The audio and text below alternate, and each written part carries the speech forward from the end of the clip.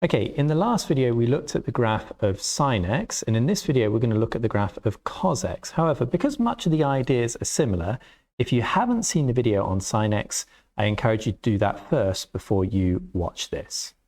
Okay, let's have a look. What is the graph of cos x? Well, it's very similar to sine x. Notice that the shape is almost identical. What's the big difference? The big difference is that this graph starts at a y value of 1 and goes for one complete wave and then goes back up to positive 1, right? So really the difference between the cos graph from the sine graph is it just starts in a different place. Notice that one full wave is 360 degrees, right? So the graph starts at 0, goes down, comes up in 360 degrees. Notice also that the center line is still the x-axis, okay? So quite a lot of similarities there. All right. Now in the previous video, we were asking the question, not what does cos look like, but what does a cos bx plus c look like? In other words, what do these values a, b, and c do? In order to illustrate that, what I'm going to do now is I'm going to look at Desmos, and we're going to arrive at results which are basically the same as what we saw for the graph of sine.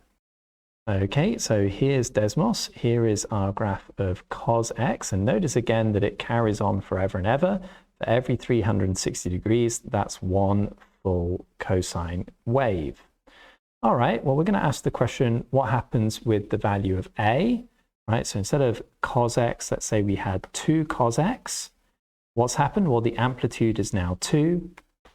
3 cos x, the amplitude is now 3. In other words, the distance from the center line, the x-axis, up to the peak is now 3, and the same, the distance from the center line down to the trough, the bottom, is also 3, right? So for example, if I was to do y equals 5 cos x, the amplitude of that would be 5. So the cos graph goes up to 5 and down to negative 5.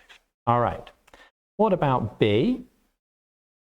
Again, similar idea to what we saw before. Let's see if what the graph of cos 2x would look like. Well, this graph has squashed the cos graph in the x direction, in the horizontal direction. But really the key observation is the same thing as I said with the sine graph. What we want to do is we want to count the number of complete waves in 360. So watch me, I'm going to start here at y is equal to 1. We go down, and that's one wave.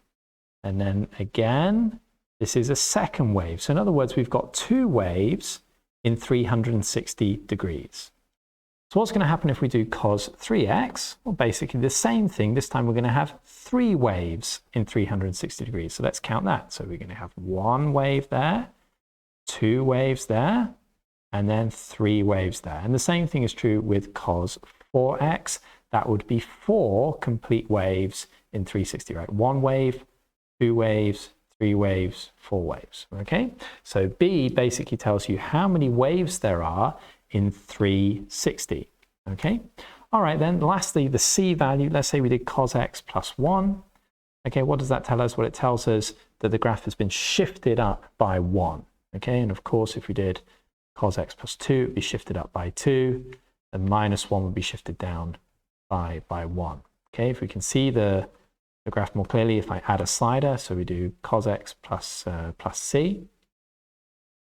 Also to sketch the line y equals c, what you can see is that the value of c shifts the graph up and down like that, and it also therefore shifts the center line of the graph. So let's say we were to take this value here, whatever that is.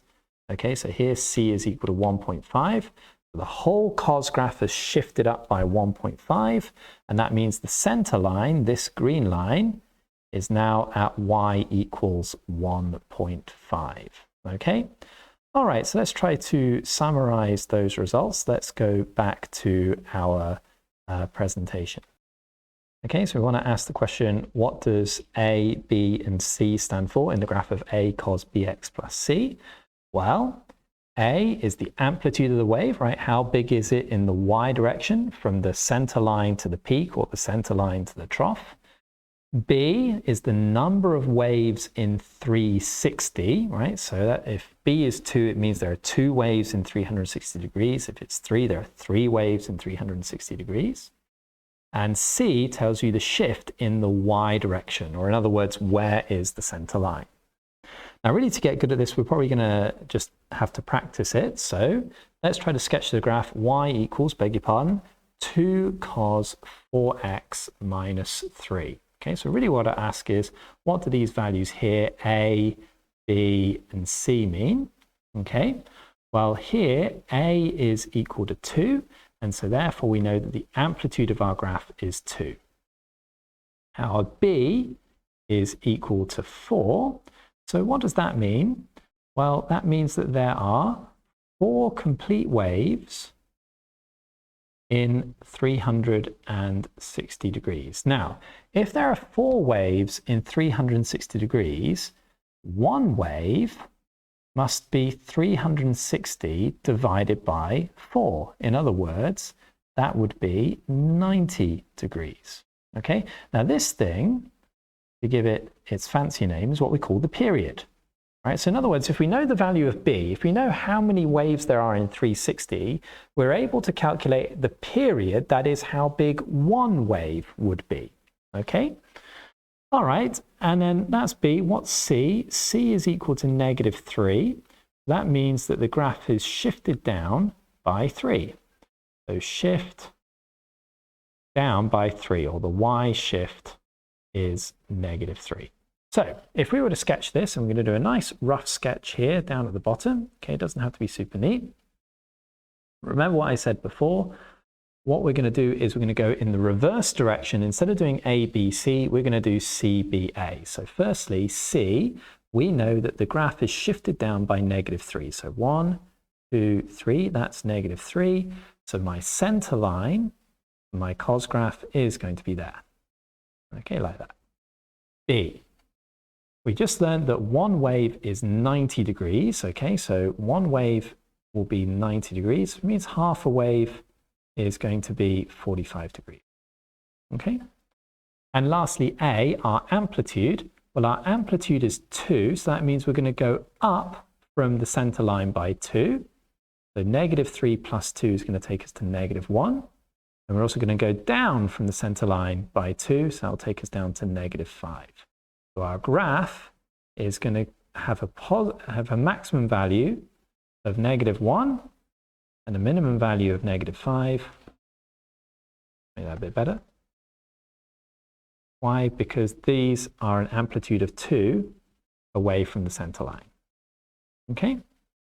Now lastly, how are we going to sketch this? Remember that this is a cos graph, right? So the cos graph doesn't start at the center line.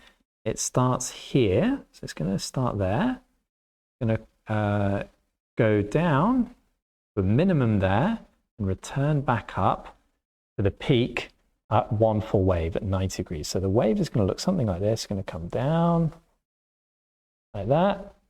And they're going to come back up like that. I know it's a bit rough, but that's essentially the idea, right? Why is that? Well, because the basic cos graph, remember, looks like that.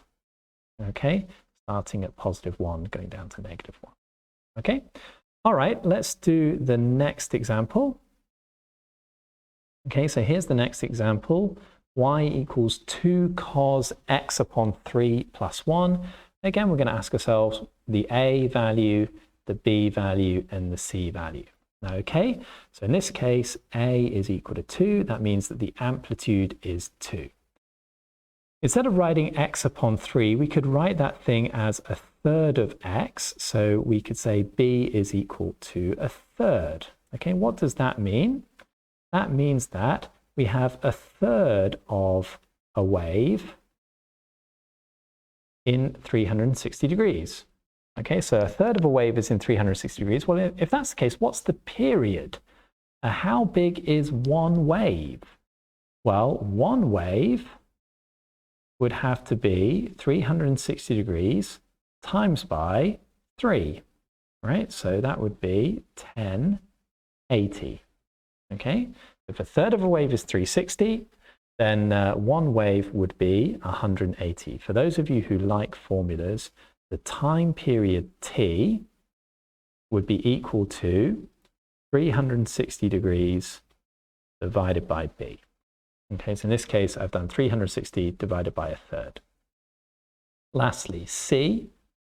Now c is equal to +1, and so that tells us how we've shifted in the y-axis. It tells us where our center line is. So now let's try to sketch all of this. I'm going to draw my graph again, nice and rough. Okay, so I'm going to draw like that.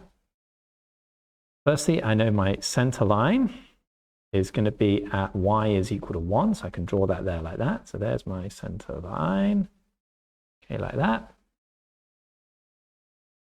Next, I know that my period is 1080. So there you go, I can illustrate 1080 there. Okay, which means that half a wave is going to be 540. Okay, and I could also have a quarter of a wave if I wanted 270 and so forth. Okay, lastly, A, the amplitude is 2. That means that from my center line 1, I'm going to go up by 2 to 3 and down by 2 to -1. Okay, so now I know that my maximum value for my cos graph will be at 3. My minimum value will be at -1. So how then do I draw the graph? Well, I remember it's a cos graph, so I'm not going to start there. That will be a sine graph. I'm going to start up here, okay? And I'm going to cross through here, go down to the bottom there, and return back to the top there. So my graph would look something like, try to make it a nice smooth curve as best as I can. It looks something like that. Okay, and of course it would carry on as well. All right, so that's how you sketch the graphs of cosine. Essentially, it's the same principle as what you saw before.